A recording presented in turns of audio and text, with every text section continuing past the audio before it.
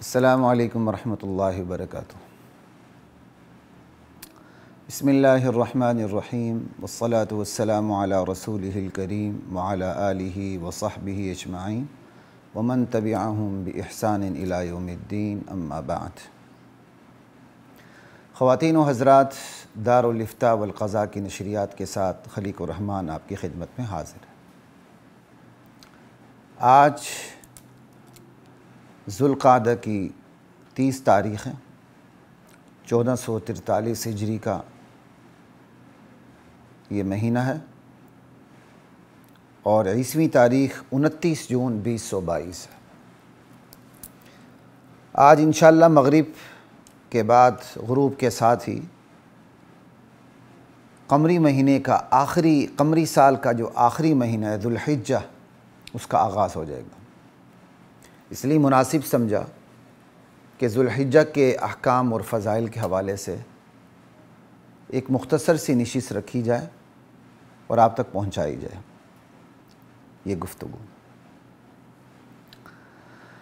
خواتین و حضرات، جس طرح انسانوں پر فضیلت حاصل ہوتی ہے، بالکل اسی طرح مکان کو مکان پر بھی فضیلت حاصل ہوتی ہے، زمان کو زمان پر بھی فضیلت حاصل ہوتی ہے۔ ٹائم اینڈ اسپیس میں سے بعض اوقات کو بعض جگہوں پر فضیلت حاصل ہوتی ہے۔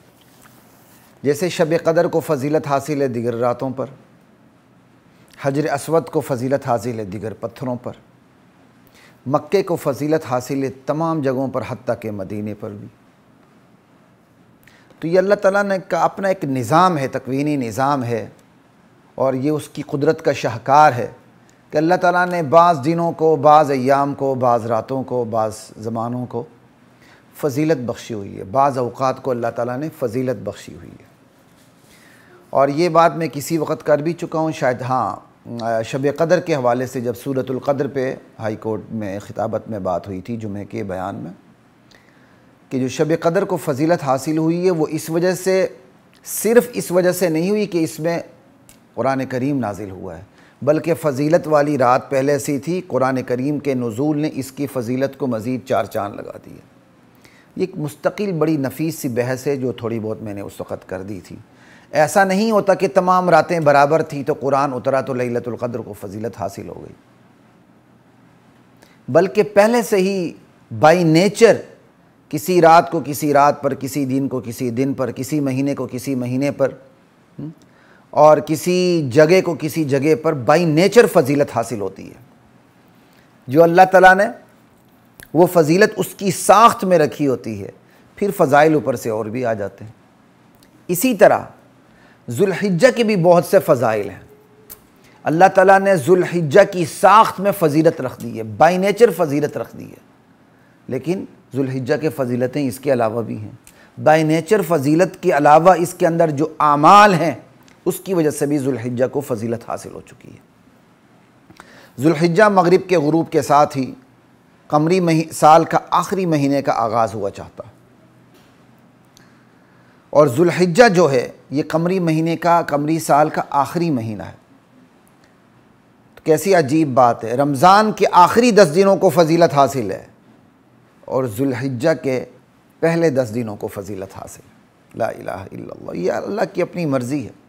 والفجر ولیال عشر والشفع والوتر واللیل اذا یسر، اس میں لیال عشر جمہور مفسرین کے نزدیک اس سے ذوالحجہ کی پہلی 10 راتیں مراد ہیں۔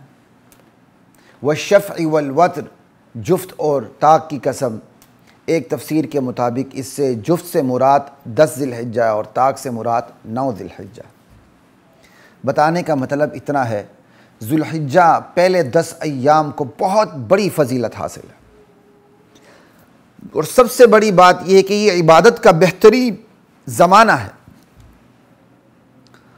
ذوالحجہ ایک دن کا روزہ 10 ذی الحجہ تک، 10 ذی الحجہ کو تو آپ نے روزہ رکھنا نہیں ہوتا، 9 ذی الحجہ تک آپ رکھ سکتے ہیں۔ ایک دن کا روزہ 1 سال کے روزوں کے برابر، اور ایک رات کا قیام شب قدر میں ایک رات کا قیام عبادت کے طور پر، شب قدر میں قیام عبادت کے برابر۔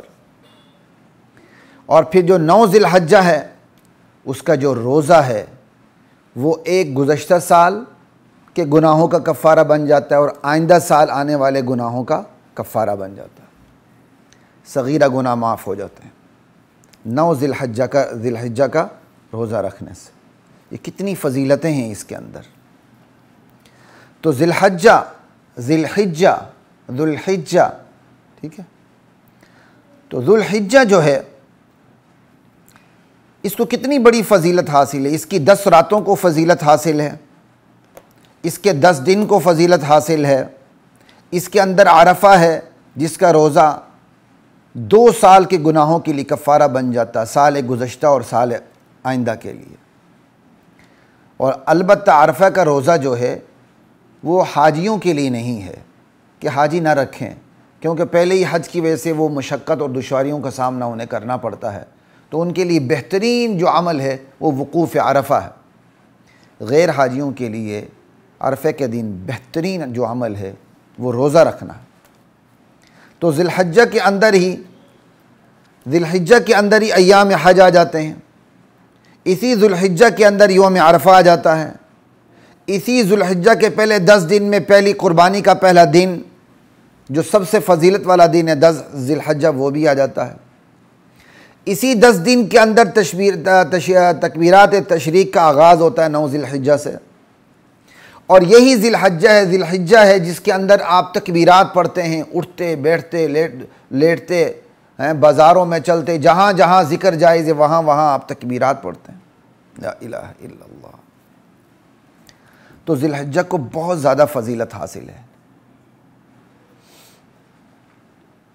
اور نبی کریم صلی اللہ تعالی علیہ وسلم کا فرمان ہے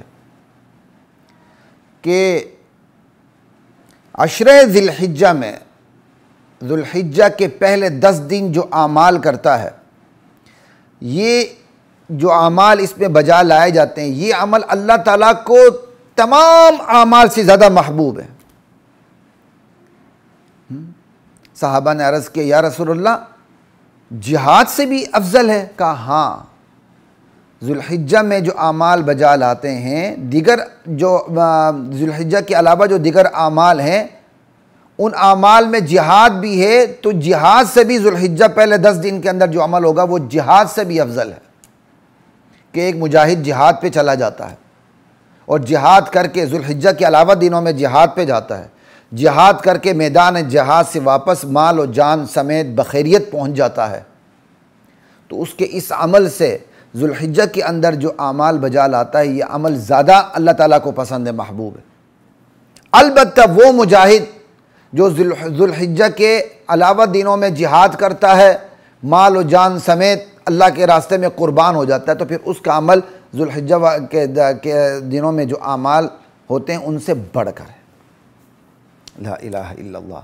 وگرنہ ایک مجاہد جہاد کر رہا ہے اور میدان جہاد سے بخیریت واپس پہنچتا ہے ذی الحجہ کے علاوہ دنوں میں، تو اس کا عمل اتنا محبوب نہیں جتنا محبوب ذی الحجہ کے پہلے 10 دنوں میں جو اعمال بندہ اپنے گھر میں بجا لاتا ہے آرام سے بیٹھ کے۔